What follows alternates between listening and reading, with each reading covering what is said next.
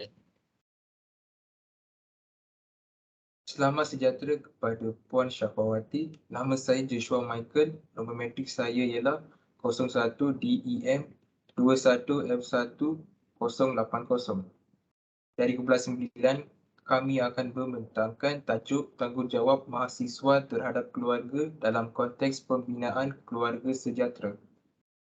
Nama saya Jonathan Dylan Peter, matrik nombor 01DEM 21F1084. Nama saya Yong Kai Tong, matrik number saya 01DEM 21F1074. Pengenalan.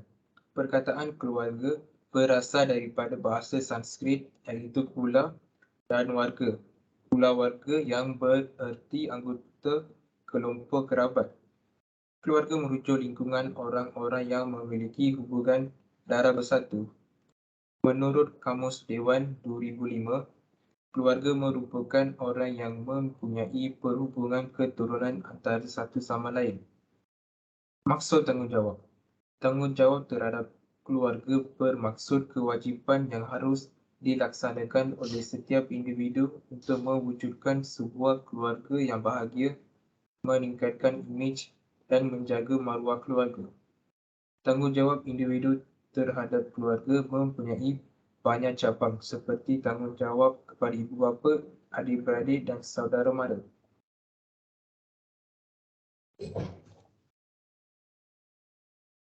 Faktor-faktor mahasiswa perlulah tanggungjawab terhadap keluarga.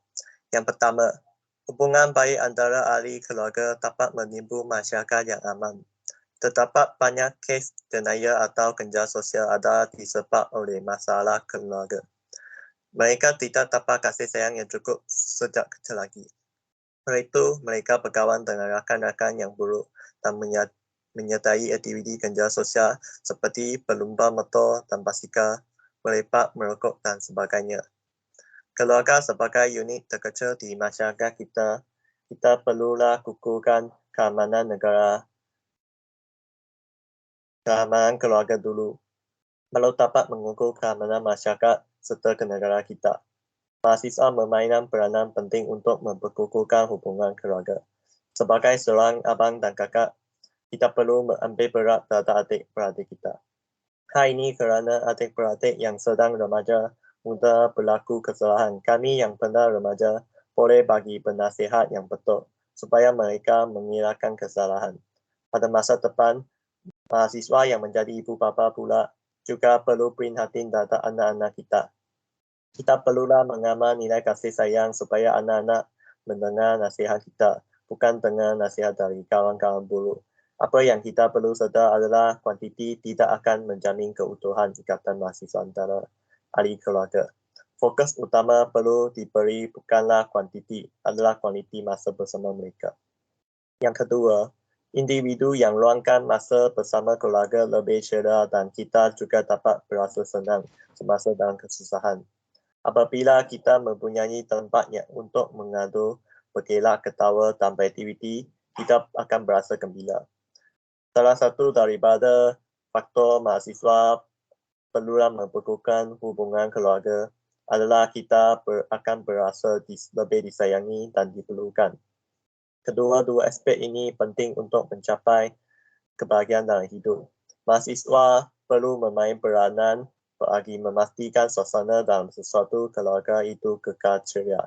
Selain itu, keluarga yang hubungan baik akan selalu tolong-menolong tanpa apa-apa balas. Dalam kesusahan, kita boleh memberitahu kepada ahli keluarga kita. Bagi kita lebih berasa senang, tidak terlalu tekanan terhadap kehidupan. Ini boleh mengurangkan kes membunuh diri bagi masyarakat ini. Setiap ahli keluarga mempunyai hubungan darah ini adalah tidak akan diputus. Oleh itu, masyarakat patutlah membawa nilai tolong-menolong kepada keluarga masing-masing. Yang ketiga, ibu bapa menjaga kita dengan masa yang banyak dan memberi ruang berjaya dalam kehidupan kita. Ibu bapa menjaga kita sejak kecil lagi. Mereka memberi kehidupan aman kepada kita. seperti kediaman yang selesa serta makanan setiap hari. Mereka juga memberi ruang menerima pendidikan di sekolah rendah sehingga kita menjadi seorang mahasiswa. Semua ini nak guna wang tunai yang banyak untuk kita. Mereka bekerja dengan deras yang semua ini adalah untuk kita. Kerjaan tidak datang tanpa usaha. Ahli keluarga kita juga menolong kita berusaha untuk berjaya dalam hidup. Oleh itu, mahasiswa mestilah membaik dengan ibu bapa juga adik-beradik.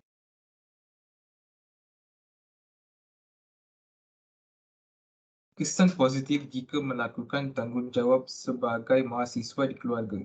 Yang pertama, hubungan yang baik dalam keluarga. Meluangkan masa bersama-sama merupakan salah satu daripada cara untuk memupuk hubungan baik dalam keluarga. Masyarakat hari ini, terutamanya ibu bapa sering sibuk dengan pekerjaan masing-masing. Namun mereka perlu bijak menguruskan masa supaya hubungan dengan isteri dan anak-anak sentiasa berada dalam keadaan baik. Begitu juga dengan anak-anak yang telah dewasa yang sibuk bekerja sehingga mengabaikan tanggungjawab kepada ibu bapa.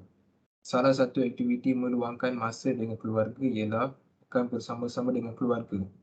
Hal ini semestinya dapat mengeratkan tali silaturahim antara ahli keluarga. Anak-anak digalakkan untuk membantu ibu bapa di dapur semasa penyediaan makanan. Sebagai contoh, anak lelaki mempersiapkan keperluan di meja makan, manakala anak perempuan menolong ibu memasak. Dengan cara ini, perasaan saling bergandengan antara satu sama lain dapat dipupuk. Selain itu, kesan positifnya adalah dengan memperoleh pencapaian yang baik dalam akademik dan kokurikulum di tempat pengajian seperti college atau universiti. Dengan mendapat keputusan yang baik, mahasiswa dapat meyakinkan ahli keluarga mereka bahawa mereka dapat berjaya dalam kehidupan dan tidak akan menurunkan imej dan maruah keluarga. Contohnya, mereka tidak akan menjadi drop out seperti dengan menggagal beberapa kursus dalam mata pelajaran mereka. Hal ini akan menjadi sebuah titik tolak dalam keluarga mereka untuk memberi sokongan yang lebih padu kepada mahasiswa dari segi kewangan maupun moral.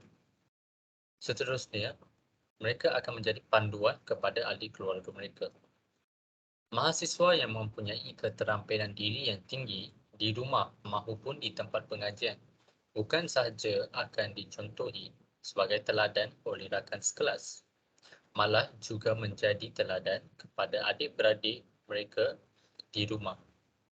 Adik-beradik akan memandang tinggi akan abang dan kakak mereka dan mengikuti jejak langkah mereka dalam membina keluarga yang bahagia. Misalnya, adik-beradik juga dapat mengurangkan beban ibu bapa dengan menunjukkan sikap-sikap yang baik seperti abang dan kakak mereka.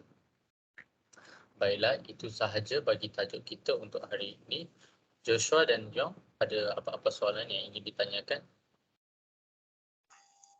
Jadi, aktiviti yang boleh bersama dengan keluarga. Aktiviti boleh diluangkan bersama keluarga. Joshua, ada apa yang ingin dikongsikan? Aktiviti bersama keluarga. Membersihkan rumah.